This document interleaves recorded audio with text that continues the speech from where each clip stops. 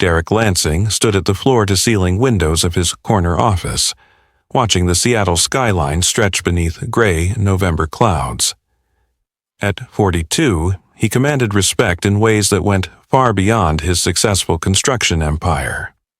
His reputation was built on two unshakable principles: absolute loyalty earned absolute protection, and betrayal earned absolute destruction.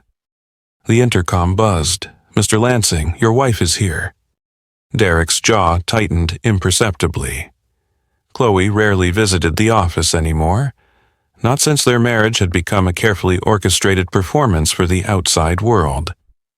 Chloe Lansing glided into the office wearing a silk dress that cost more than most people's monthly salary.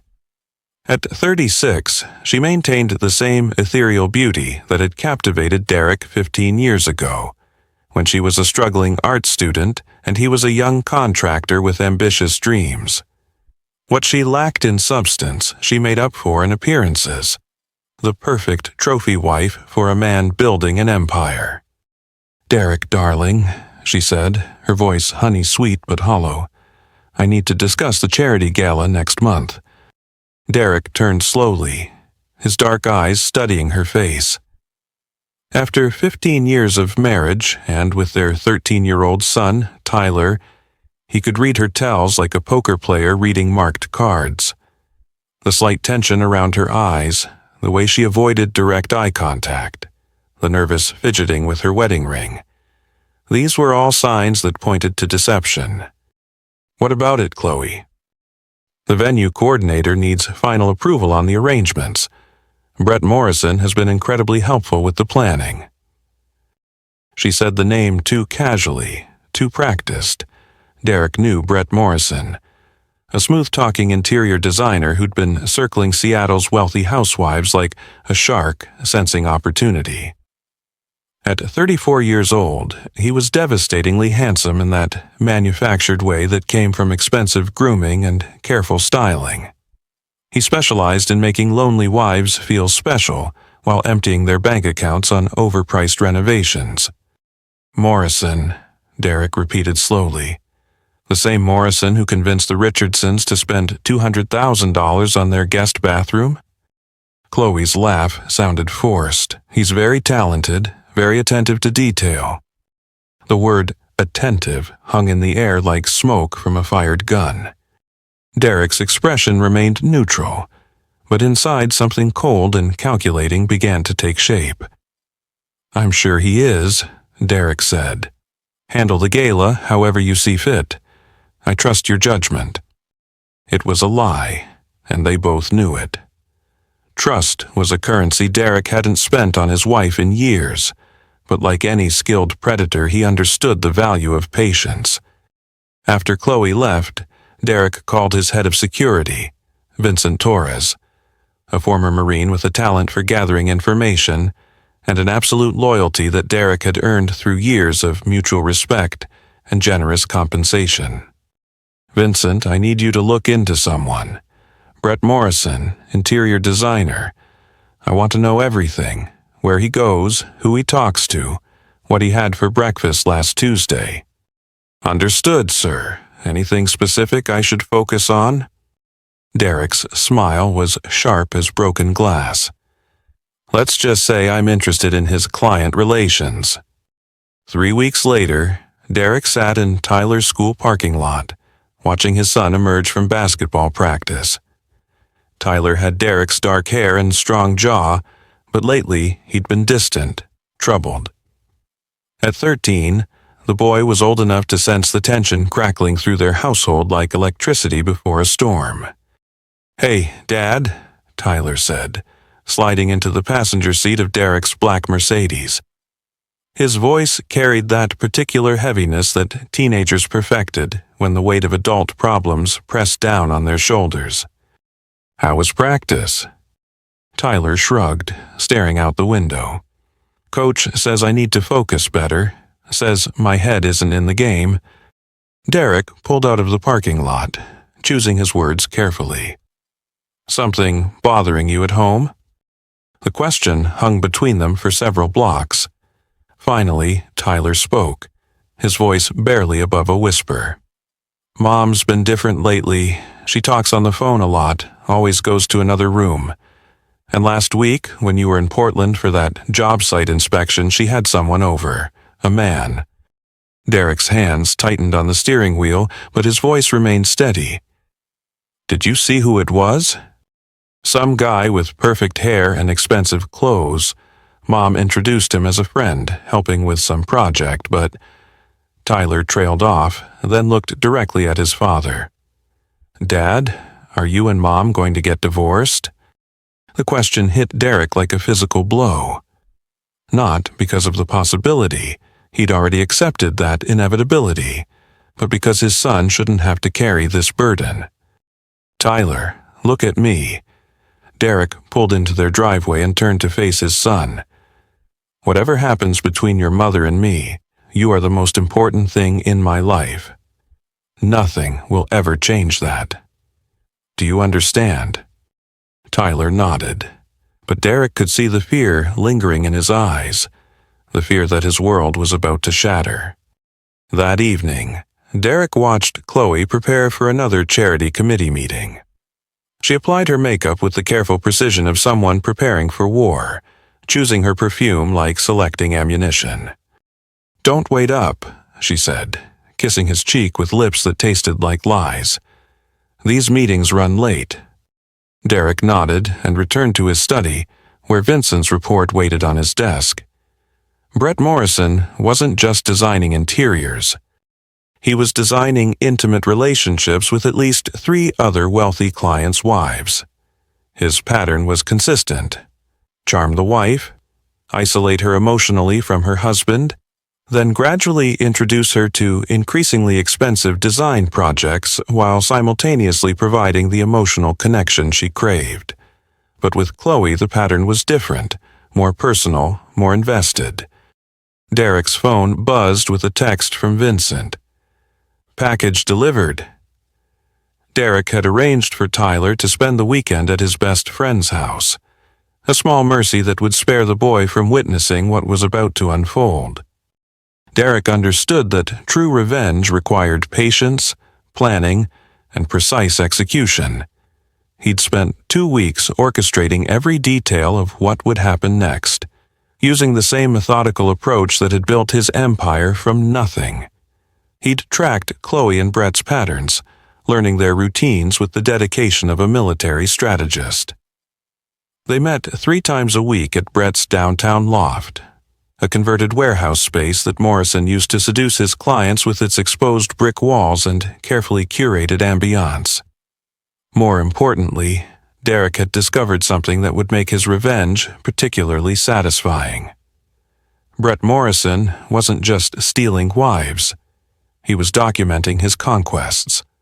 Hidden cameras throughout his loft captured every intimate moment, creating a library of blackmail material that he used to maintain control over his victims.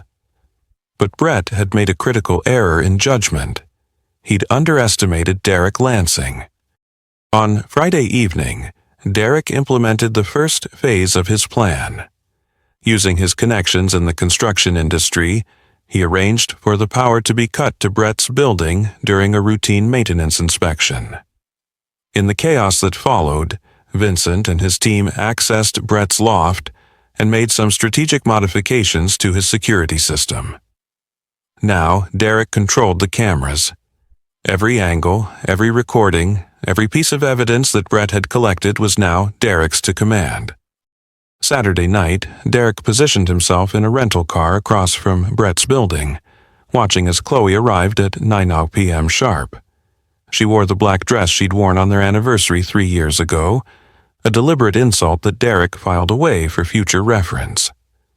Through the hijacked camera feeds on his laptop, Derek watched his wife of 15 years betray their marriage vows with a passion she'd never shown him. But rather than rage, he felt only cold satisfaction. Every kiss, every whispered endearment, every moment of intimacy was being recorded in crystal-clear high definition. Evidence was power, and Derek was accumulating both with surgical precision. His phone remained silent until 11:47 p.m., when Vincent called with the confirmation Derek had been waiting for. "Phase 2 is complete, sir. The packages have been delivered to both Mrs. Morrison and Mrs. Richardson." Their reactions were explosive. Derek smiled. Brett Morrison had neglected to mention to his current conquest that he was simultaneously involved with multiple women. The carefully edited video compilations that Vincent had delivered would ensure that Brett's other relationships imploded spectacularly. But Derek's master stroke was yet to come. At midnight, Derek dialed the number for Seattle Police non-emergency dispatch, disguising his voice with a subtle electronic modulator. "I'd like to report an abandoned child, corner of Pine and 3rd Street. The boy keeps talking about his mother, seems distressed. You might want to send someone quickly." Derek had positioned Tyler's bicycle and backpack at that location earlier, along with a carefully planted note in Tyler's handwriting that mentioned Mom's secret friend and Dad doesn't know. The boy himself was safe at his friend's house, but the stage was set for a performance that would shatter Chloe's world. As Derek drove home, he felt the familiar satisfaction of a plan executed flawlessly. But this was only the beginning. The real show would start when he walked through his front door and found his wife frantically packing, believing her carefully constructed lies were about to crumble. Derek Lansing had built his empire on the principle that betrayal demanded absolute consequences. Tonight, he would begin collecting payment in full. Derek's phone rang as he sat in his car outside their Mercer Island mansion. The caller ID showed Seattle PD. "Is this Derek Lansing?" The officer's voice was tired but professional. "Yes, this is Derek. Sir, we received a call about an abandoned child. The boy keeps saying something about your wife." Derek let the line go dead, ending the call with theatrical timing. He'd planted that note himself, knowing that Tyler's innocent handwriting, combined with vague references to Mom's secret, would create exactly the kind of confused police report that would send Chloe into a panic. The real Tyler was safely asleep at his friend Connor's house. But Chloe didn't know that. In her mind, her carefully constructed affair had somehow exposed their son to danger, and the police were asking questions she couldn't answer. Derek entered his house to find exactly what he'd expected. Chloe was frantically stuffing clothes into designer suitcases, her face pale with terror. She'd received Vincent's anonymous call 20 minutes earlier, a simple message that the police had Tyler and they were asking about Brett Morrison. "You shouldn't have come early," she said, not looking up from her packing. Her hands trembled as she folded a silk blouse with mechanical precision. Derek studied his wife with the cold assessment of a predator evaluating wounded prey. "Chloe, what's wrong? Where's Tyler?" The lie came easily to her lips. "He's at Connor's house for the weekend, remember? I need to go visit my sister in Portland." "Family emergency. What kind of emergency requires you to pack like you're never coming back?"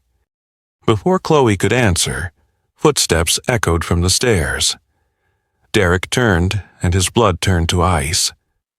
Tyler appeared at the bottom of the staircase, but he wasn't supposed to be there. The boy Derek had paid Connor's parents to keep safe for the weekend was standing in their hallway, and in his trembling hand was Derek's .45 caliber pistol from the bedroom safe. "Tyler, what the hell?"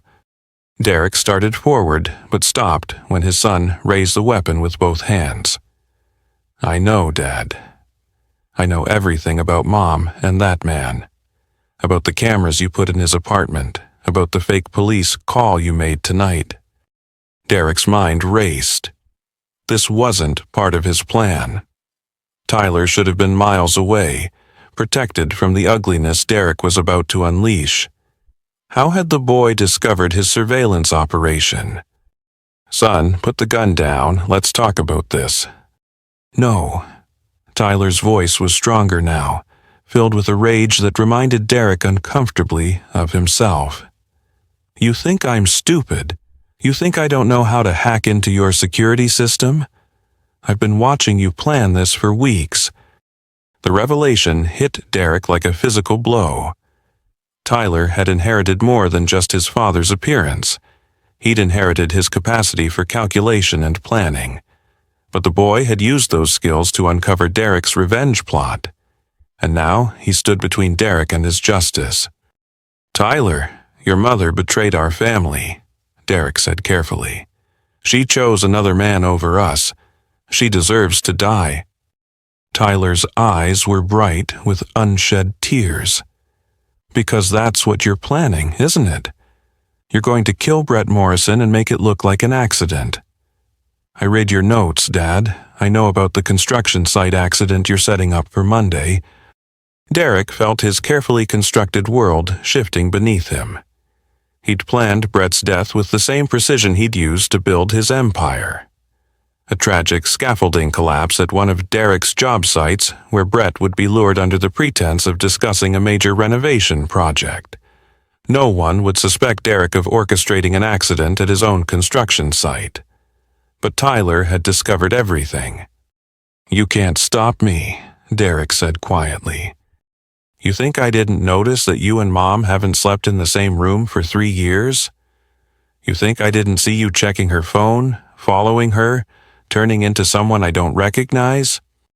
The gun wavered in Tyler's hands, and Derek realized with horrifying clarity that his 13-year-old son was prepared to shoot his own father to prevent a murder. Chloe stood frozen by her suitcases, watching her husband and son face off in a standoff that would determine all their fates. "Tyler, give me the gun." Derek's voice carried the authority that had commanded construction crews and business rivals for decades. But his son remained unmoved.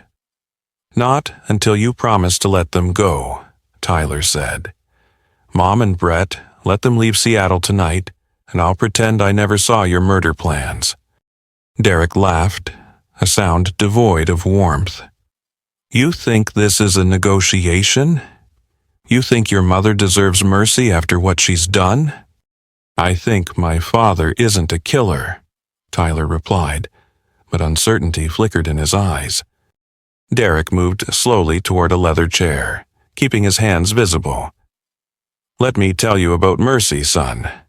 When I was 14, 1 year older than you are now, my father discovered that my mother was having an affair with his business partner. You know what he did?" Tyler's grip on the gun tightened. "He forgave her," Derek continued. "He took her back, rebuilt their marriage, trusted her again. And 6 months later she cleaned out their bank accounts and disappeared with the same man. My father lost everything, his business, his home, his dignity. He spent the rest of his life broken and bitter, dying poor and alone, while the man who betrayed him built an empire on the foundation of my father's destroyed dreams." Derek's eyes hardened to black ice. "I watched my father's weakness destroy him. Tyler, I swore I would never make the same mistake. Betrayal has consequences. Always." "So you're going to murder them?" Tyler's voice cracked. "I'm going to ensure they face justice for their choices." Chloe finally found her voice. "Derek, please think about Tyler. Think about what this will do to him." Derek turned to his wife with contempt so pure it seemed to fill the room like poison gas. "You lost the right to speak about our son's welfare the moment you spread your legs for another man in our marriage bed." Tyler flinched at his father's crude words, but Derek continued relentlessly. "Did you think about Tyler when you were planning your romantic getaways? Did you consider his feelings when you brought your lover into our home? Or were you too busy playing the victim of a loveless marriage to consider the damage you were doing to your own child?" "It wasn't supposed to happen this way," Chloe whispered. "It wasn't supposed to happen at all," Derek replied. "But you made your choice. Now I'm making mine." Tyler raised the gun higher. his young face set with determination that reminded Derek painfully of himself at that age. "Then you'll have to go through me." The standoff stretched between them like a taut wire ready to snap. Father and son, each representing different definitions of justice and mercy, locked in a conflict that would define the rest of their lives. Derek realized that Tyler wasn't just protecting his mother. He was protecting his father from becoming a man the boy couldn't love. In his 13-year-old mind, Derek could still be saved from crossing a line that would transform him from a strict but loving father into something monstrous. But Derek had crossed that line years ago. The moment he decided that betrayal warranted death, he'd chosen a path that led away from the man Tyler believed him to be. "You're right about one thing," Derek said quietly. "I'm not the father you thought I was. But that doesn't mean I'm wrong." Derek's phone buzzed with a text message. Vincent was confirming that Brett Morrison was alone in his loft, waiting for Chloe to return from her quick stop at home. Phase 3 was ready to begin, but Derek's carefully planned revenge had hit an obstacle he'd never anticipated: his own son's moral compass. The gun trembled in Tyler's hands as tears finally spilled down his cheeks. "Please, Dad, don't make me choose between my parents." Derek looked at his son, really looked at him, and saw not just his own features reflected back, but the best parts of himself that still existed. Tyler had inherited Derek's intelligence and determination, but he'd combined them with a sense of justice that Derek had lost somewhere along his path to power. In that moment, Derek faced a choice that would determine not just his revenge, but his soul. The silence stretched between them until it became unbearable. Derek studied his son's face, seeing past the tears to the steel underneath. Tyler wasn't bluffing. He would pull that trigger before he'd let his father commit murder. "You want to know the truth about Mercy?" Derek asked quietly. "When I was building my first project, a small office complex downtown, my partner tried to cut me out of the deal. He forged documents, bribed inspectors, and attempted to steal 2 years of my work." Tyler listened, the gun still trained on his father. "I could have ruined him legally, destroyed his reputation, sent him to prison. Instead, I offered him a partnership in my next project. I chose Mercy." Derek's voice turned bitter. 6 months later, he tried the same scheme again. This time, he succeeded. I lost everything and had to start over from nothing.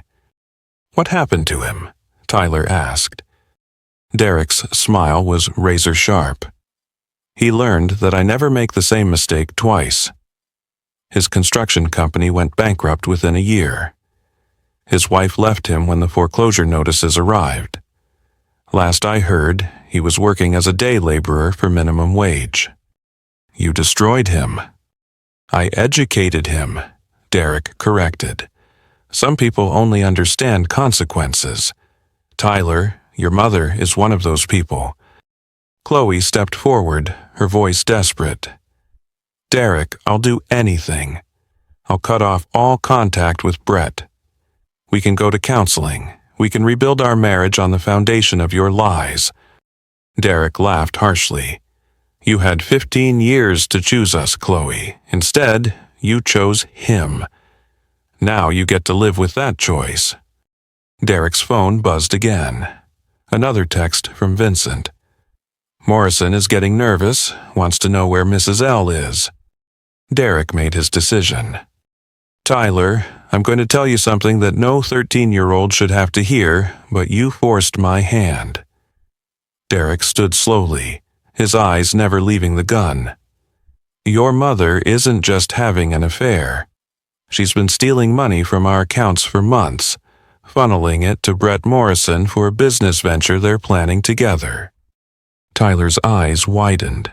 "That's not true." "Check the account statements in my desk drawer," Derek said. $50,000 in charitable donations to organizations that don't exist. Another $30,000 in home improvement expenses for work that was never done. She's been planning to disappear with him. Tyler, tonight was supposed to be their escape. Chloe's face went ashen, confirming Derek's words even as she remained silent. They were going to take the money and start a new life in another state. Derek continued, "Your mother was going to disappear, and you would never have seen her again. Tell me, son, does that deserve mercy?" The gun began to lower as Tyler processed this information. His young mind struggled to reconcile the mother he loved with the woman who had apparently planned to abandon him. "Mom," Tyler's voice was small, vulnerable. "Is that true?" Chloe looked between her husband and son, trapped between truth and lies.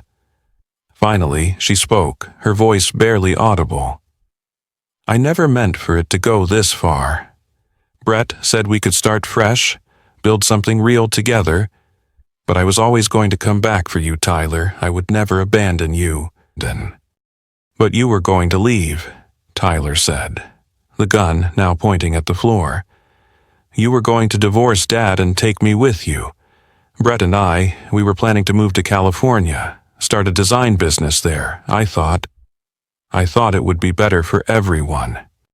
Derek felt a surge of vindictive satisfaction as he watched his son's world crumble. Tyler was learning the same brutal lesson Derek had learned decades ago. The people you trust most are capable of the deepest betrayals. "So you see," Derek said softly, "mercy is a luxury we can't afford. Your mother made her choice. Brett Morrison made his. Now they face the consequences." Tyler looked up at his father, and Derek saw something die in the boy's eyes. The last remnant of childhood innocence, crushed under the weight of adult betrayals. "What are you going to do?" Derek checked his watch. 12:47 a.m. "I'm going to finish what I started."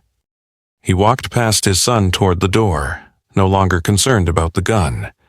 Tyler wouldn't shoot him now. The boy understood that some betrayals demanded absolute justice. "Derek, wait!" Chloe called after him. "What about Tyler? What about our son?" Derek paused at the doorway, not turning around. "Tyler will learn what I learned. That strength comes from never making the same mistake twice, and he'll learn that betrayal has consequences." "Please," Chloe whispered, "don't do this." Derek finally turned back, his eyes cold as winter stone. "You should have thought about that before you chose another man over your family." As Derek left the house, Tyler stood motionless in the hallway, still holding the gun, watching his mother sink to her knees beside her packed suitcases. The boy had wanted to save his father from becoming a killer, but instead, he'd witnessed the destruction of every remaining illusion about the people he loved. Outside, Derek climbed into his Mercedes and started the engine. Phase 3 was about to begin, and nothing would stop him now. Derek arrived at Brett Morrison's loft building at 1:23 a.m. The converted warehouse stood dark against the Seattle skyline, most of its residents asleep and unaware of the drama about to unfold in their midst. Vincent met him in the parking garage, handing Derek a keycard and a small electronic device. "Everything's ready, sir. Morrison is alone on the 15th floor. Building security is temporarily disabled, and we've established a clean exit route through the service elevator." Derek pocketed the items and checked his watch. "How long do we have?" "The security system comes back online at 3:00 a.m. That gives us 90 minutes for the complete operation." Derek nodded and made his way to the service elevator, his mind focused with the clarity that came from absolute purpose. He'd spent weeks planning this moment, considering every angle, every possible complication, but he hadn't anticipated Tyler's intervention, and that variable had changed everything. His son now knew exactly what Derek was capable of. The boy would either learn to respect that power or learn to fear it. Either outcome was acceptable. The elevator opened onto the 15th floor, where Derek could hear music playing softly from Brett's loft. Through the partially opened door, he saw warm light spilling into the hallway, creating an inviting atmosphere that masked the predator waiting inside. Derek had studied Brett Morrison's psychological profile like a general studying enemy intelligence. The man was a narcissist who craved control and validation, someone who collected trophies, both financial and romantic, to feed his enormous ego. He documented his conquests not just for blackmail potential, but because he enjoyed reliving his victories over the husbands he'd cuckolded. That arrogance would be his downfall. Derek knocked softly on the door. "Chloe," Brett's voice called from inside. "You're later than usual. I was starting to worry." Derek pushed the door open and stepped inside. "She sends her regrets." Brett Morrison spun around from the wine he'd been pouring. His carefully styled hair caught the light from the loft's expensive fixtures. He was exactly what Derek had expected. Handsome in a manufactured way, wearing clothes that cost more than most people's monthly salary, surrounded by the kind of curated lifestyle that screamed of someone trying too hard to appear sophisticated. "Who the hell are you?" Brett demanded.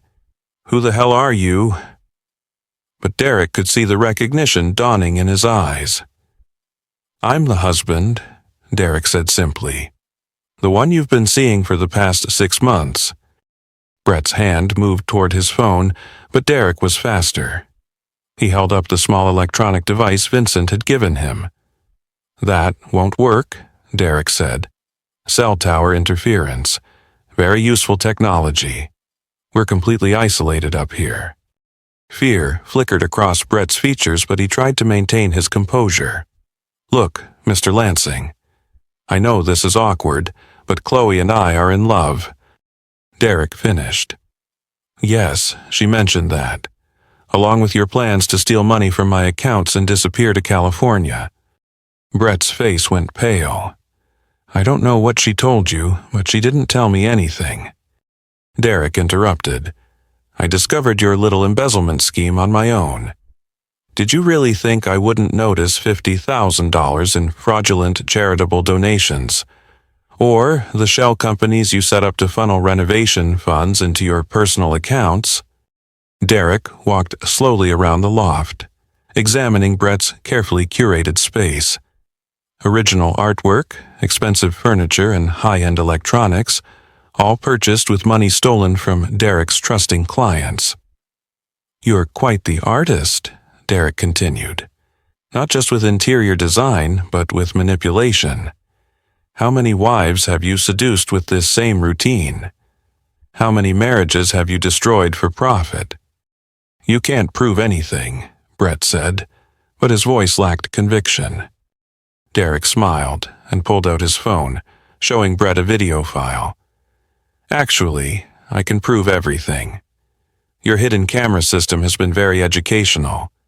I particularly enjoyed the footage from last Tuesday when you and Chloe discussed which of my business assets would be easiest to liquidate." The color drained completely from Brett's face as he realized the scope of Derek's knowledge. "What do you want?" Brett whispered. Derek's smile widened. "I want you to understand the concept of consequences."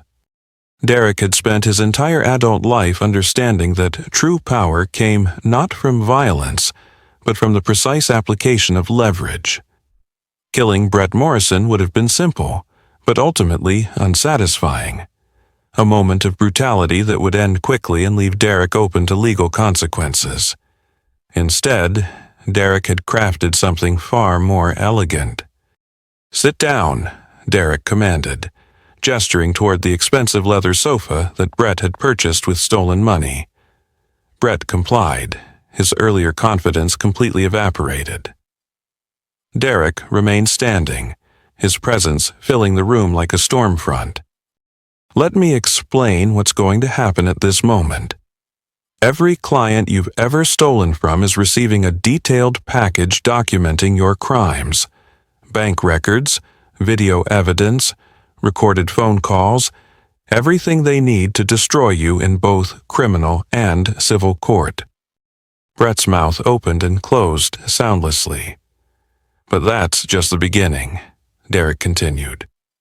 Your business license is being revoked as we speak based on complaints filed with the state licensing board. Your professional insurance is being canceled due to fraudulent claims, and your landlord is receiving evidence that you've been operating an illegal business out of this residential space. Derek walked to the window, looking out at the Seattle skyline. By tomorrow morning, you'll be homeless, unemployed, and facing multiple felony charges. The women you've been blackmailing with your secret recordings have all been provided with the evidence they need to file charges against you. Some of them have very wealthy, very vindictive husbands who are quite unhappy to learn about your extracurricular activities. You can't do this, Brett said weakly. I already have, Derek replied, but I'm not finished. Derek turned back to face his wife's lover, his expression carved from stone. The most beautiful part of my plan is that you're going to help me complete it. Derek pulled out a tablet and showed Brett a live video feed from Derek's house. On the screen, Tyler sat alone in the living room, while Chloe paced frantically in the background, her phone pressed to her ear. She's trying to call you, Derek said. Wondering why you're not answering. She thinks the police have Tyler and they're asking questions about you. She's terrified that her affair has somehow put her son in danger.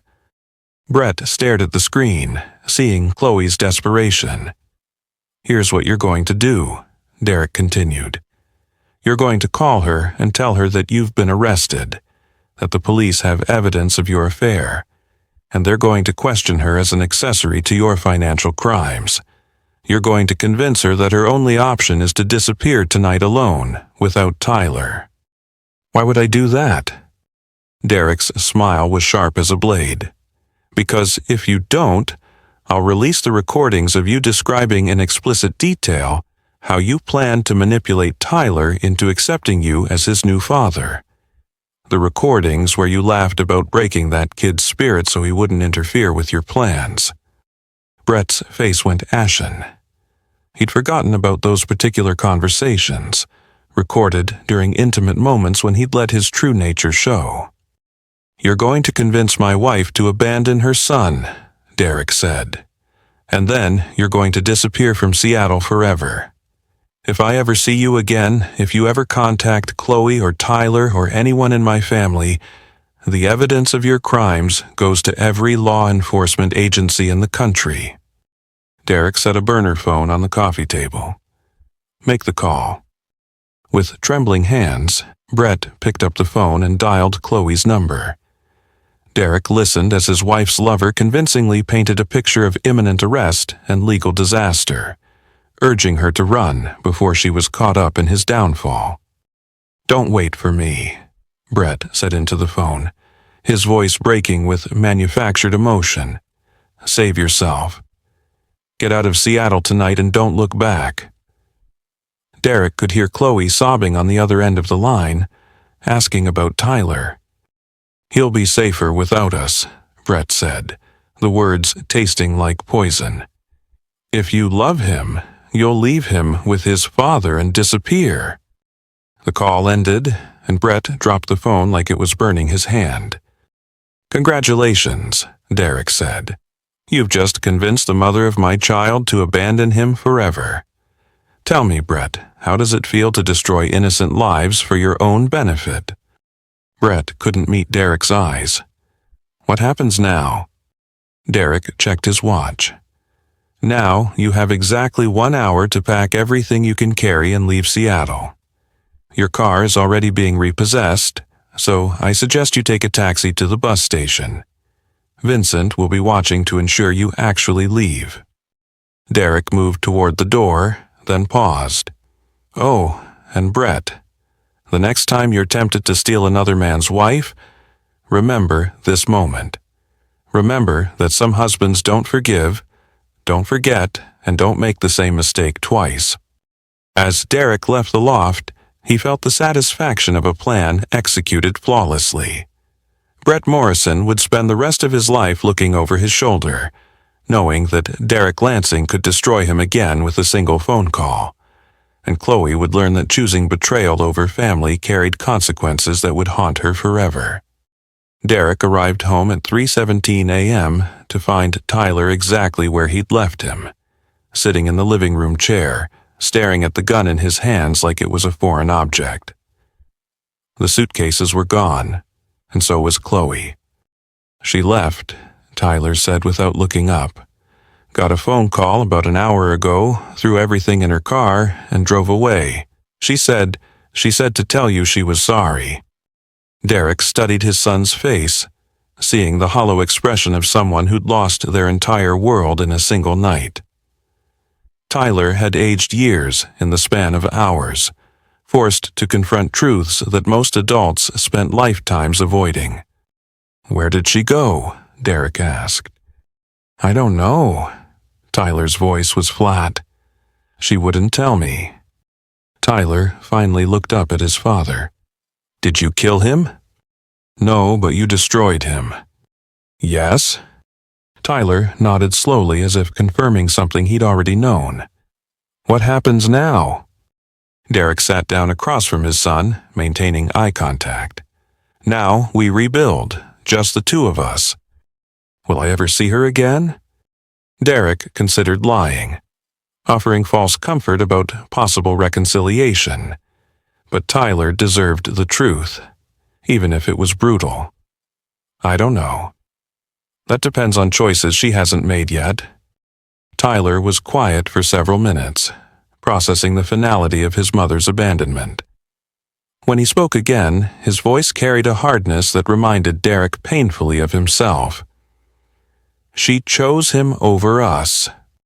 "Yes, and you made sure they both paid for it." "Yes." Tyler looked down at the gun again, then carefully set it on the coffee table between them. "I understand why you did it, but I can't be like you, Dad. I can't turn that cold." Derek felt something crack inside his chest, a fissure in the ice that had surrounded his heart for decades. His son had witnessed the worst of what Derek was capable of. But instead of being broken by it, Tyler had chosen to be better. "I hope you never have to be," Derek said quietly. "Will you teach me?" Tyler asked. "Not how to be ruthless, but how to be strong without losing who I am." Derek studied his son's face, seeing not just his own features reflected back, but qualities that Derek had lost along his path to power. Mercy, forgiveness, the capacity for redemption. Tyler had inherited Derek's intelligence and determination, but he'd combined them with a moral compass that Derek had abandoned years ago. "Yes," Derek promised, "I'll teach you everything I know, including my mistakes." Tyler nodded and stood up from the chair. "I'm going to bed. Tomorrow we figure out how to be a family without her." As Tyler headed upstairs, Derek remained in the living room, staring at the gun his son had held to protect people who didn't deserve protection. The boy had been willing to shoot his own father to prevent a murder, choosing mercy over justice, forgiveness over revenge. Derek's phone buzzed with a final text from Vincent.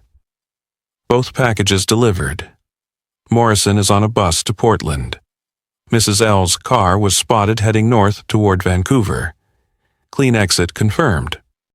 Derek deleted the message and pocketed his phone. Brett Morrison would spend the rest of his life looking over his shoulder, knowing that Derek could destroy him again at any moment.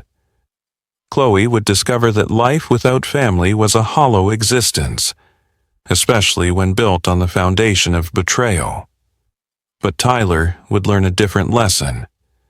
That strength didn't require cruelty, that justice didn't demand vengeance, and that sometimes the greatest victory was choosing to be better than your enemies. Derek had spent his adult life proving that betrayal carried consequences. Tonight, his son had proved that mercy could be its own form of strength.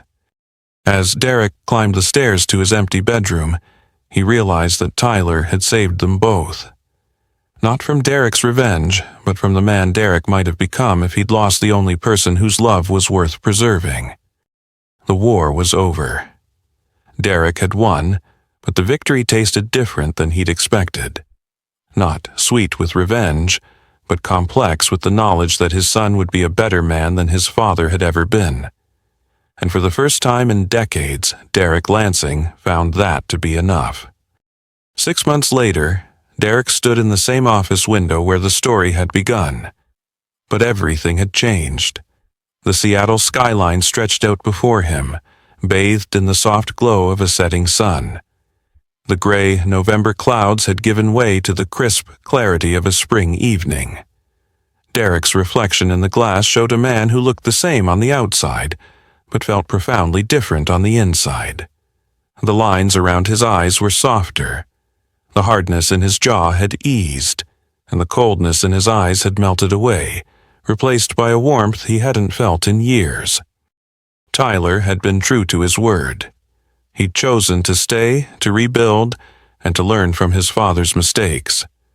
Together, they had navigated the complexities of their new reality, forging a bond that was stronger than ever. Derek had taught Tyler everything he knew about running the family business, about the intricacies of construction and the art of negotiation.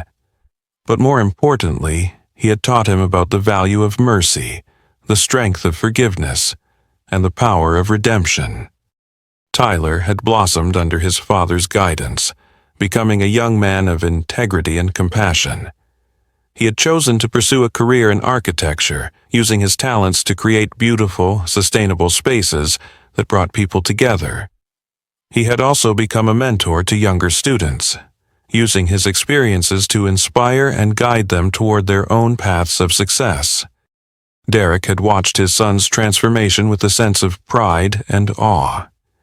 He had seen in Tyler the man he could have been, the man he still could be if he chose to embrace the lessons his son had taught him. And so, he had made a choice, to let go of the past, to forgive the betrayals that had shaped his life, and to focus on the future, on the love that bound him to his son. The office door opened, and Tyler stepped inside, carrying 2 steaming cups of coffee. "Thought you could use a break," he said, handing one to his father. Derek took the cup, feeling the warmth seep into his hands. "Thank you, son." Tyler leaned against the windowsill, looking out at the cityscape. "You know, I've been thinking about Mom," he said softly, "about where she is and what she's doing." Derek nodded, understanding the weight of his son's words. "I think about her too," he admitted. "About the choices she made and the consequences that followed." Tyler turned to face him, his eyes filled with a wisdom beyond his years. "I don't hate her, Dad. I don't even blame her. I just wish things had been different." Derek reached out, placing a hand on his son's shoulder. "Me too, Tyler. Me too." They stood in silence for a moment, the city sprawling before them, a testament to the lives they had built and the choices they had made. And in that moment, Derek knew that he had won the greatest victory of all, not over his enemies but over himself. He had chosen to be better, to be stronger, to be the man his son deserved. And as they stood there, father and son, united in their love and their strength, Derek knew that they would face whatever challenges the future held together, for they were no longer just a family torn apart by betrayal and revenge. They were a family forged in the fires of redemption, bound by the love that had saved them both. Tyler, now 14, worked at a desk in the corner during his summer break, learning the legitimate side of Derek's business empire. The boy had chosen to understand his father's world without becoming consumed by it. Chloe had sent exactly one letter, a formal document through lawyers requesting divorce papers. She'd found work at a small art gallery in Vancouver, living under her maiden name, apparently trying to rebuild a life from the ashes of her choices. Derek had signed the papers without contest, and never responded to her attempts at contact through intermediaries seeking reconciliation with Tyler. Brett Morrison had been arrested in Portland 3 weeks after leaving Seattle, finally caught by one of his previous victims who'd recognized him at a bus station. He was currently serving 18 months for fraud and facing additional charges from angry husbands who'd received Derek's carefully compiled evidence packages. "Dad," Tyler called from his desk, "the Richardson account needs approval for the final payment." Derek smiled, remembering that Brett Morrison had once seduced Mrs. Richardson with promises of interior design excellence. Now, the Richardsons were among Derek's most loyal clients, grateful for his intervention in exposing the man who'd nearly destroyed their marriage. "Approve," Derek said. And Tyler, "Yes, Dad." "Good work," the boy smiled, an expression that carried both innocence and understanding, mercy and strength. Tyler Lansing would build his own empire someday, but it would be founded on different principles than his father's. He would be strong without being cruel, successful without being ruthless, and powerful without losing his soul. Derek had taught his son that betrayal carried consequences, but Tyler had taught Derek that redemption was possible, even for those who'd walked through darkness. Some lessons, Derek reflected, were worth more than revenge. This is where our story comes to an end.